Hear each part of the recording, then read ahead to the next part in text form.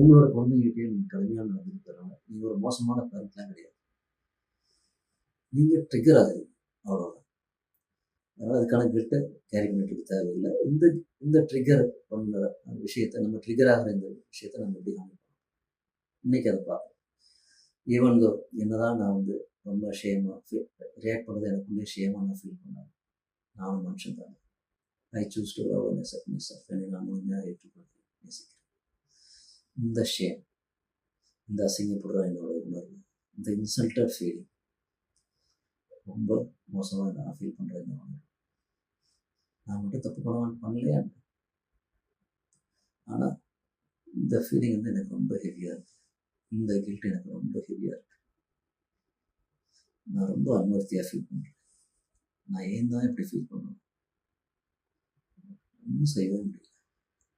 எனக்கு ரொம்ப ஹர்ட் பண்ணது, பாதிக்குது. ரொம்ப கஷ்டமா இருக்கு.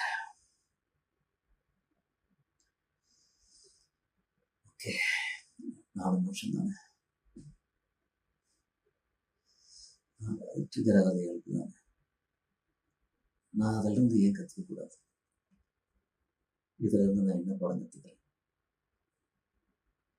என்ன பாடம் நான் கற்றுக்கிறேன்? என்னன்னா மன்னிச்சுக்கணும் அப்படின்றத முதல்ல நான் கற்றுக்கிறேன். என் மேல நான் கம்பேஷனட்டாக இருக்கின்றத நான் கற்றுக்கிறேன். என்னன்னா ரிப்பேர் பண்ணிக்கணும்னு நான் கற்றுட்டு இருக்கேன்.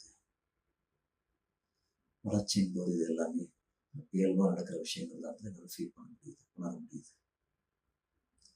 எனக்குள்ள இருக்கிற இந்த ஷேம், எனக்குள்ள இருக்கிற இந்த கில்ட் எல்லாவற்றையும் இந்த கணத்திலிருந்து இப்போதே என்னோட சிஸ்டத்திலிருந்து ரிலீஸ் பண்றேன்.